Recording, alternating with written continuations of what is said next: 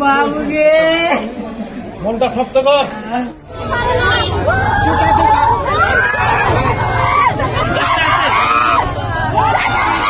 উচ্চ মাধ্যমিকের তৃতীয় সেমিস্টার পরীক্ষা দিতে যাওয়ার সময় দ্রুত গতিতে আসা একটি পিকআপ ভ্যানের ধাক্কায় মর্মান্তিক মৃত্যু হল দুই ছাত্রের। মৃত দুই ছাত্রের নাম তন্ময় প্রামাণিক ও মোহাম্মদ রুহান।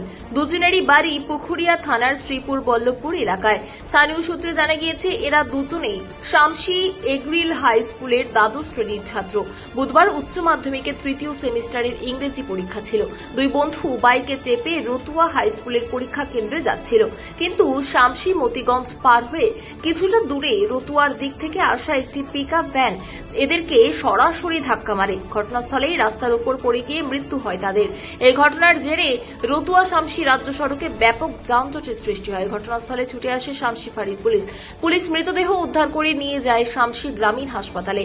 দুই ছাত্রের অকাল মৃত্যুর সংবাদ শুনে হাসপাতালে ছুটে আসেন শামসি এগ্রিল হাই স্কুলের প্রধান শিক্ষক শৈলেশ পাণ্ডে, তৃণমূল মাধ্যমিক শিক্ষক সংগঠনের জেলা সভাপতি উত্তীয় পাণ্ডে, উচ্চ মাধ্যমিক পরীক্ষার সঙ্গে যুক্ত স্বপন সিংহ, পৃথ্বীশ কুণ্ড প্রমুখ। মৃত দুই ছাত্রের দেহ শামসি গ্রামীণ হাসপাতালে নিয়ে আসা হলে তাদের দেখার জন্য মানুষের ঢল নামে।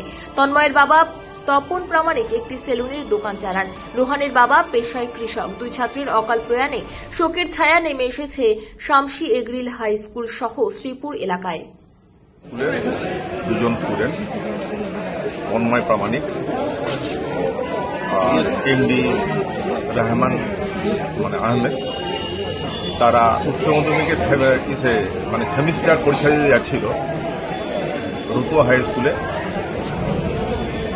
সেখানে তাদের অ্যাক্সিডেন্ট হয় একটি পিকআপ ভ্যানের সাথে এবং সেখানে তারা মারা যায়। খুবই আগে দুঃখজনক ঘটনা। আমরা এইমাত্র জানলাম, যেন আমরা এসেছি। ছাত্রদেরকে আমরা এটাই বলবো আর কি, যে ব্যাপারটা হলো যে পরীক্ষার মধ্যে একটা সেন্সিটিভ জায়গা আর কি। সেক্ষেত্রে আমরা এখনো জানি না যে তারা হেলমেট পরে ছিল কিনা বা কতটা সতর্ক নিয়েছিল, সে সময় আমাদের জানা নেই এখনো। আমরা সবাই এসেছি, সেটা আমাদের জানতে হবে, সেটা আমরা জেনে বুঝতে পারবো আর কি। চরম দুঃখিত, মর্মাহত। আমরা পরিবারের প্রতি সমবেদনাশীল, তাদের আত্মার শান্তি কামনা করছি। আমি মালদা থেকে এসেছি, এইচএসের ডিএসসির সদস্য। পাশে আমি চায়ের দোকানে চা খাচ্ছিলাম, এবার দেখলাম যে গাড়ির টায়ারে আর রোডে আওয়াজ করে উঠলো। এবার দেখলাম যে একটা 4 চাকা গাড়ি এসে আমাদের দোকানের মধ্যে এসে ঢুকে যাবে, যে আমি পালাইতে লেগেছি। গাড়ির ছেলে দুটাকে কিসে ধাক্কা মেরেছে বলতে পারবো না, কিন্তু ছেলে দুটা সাথে সাথে শেষ। কি এগ্রিল স্কুলের ছাত্র, ওদের পড়েছে পরীক্ষা না কি বলে কোথায় আদর্শতে নাকি, হ্যাঁ ওখানে গিয়ে ওরা যাচ্ছিল আর 4 চাকাতে মেরেছে। এখন ধরলেন 4 চাকাতেই মেরেছে। কি ছিল লোড?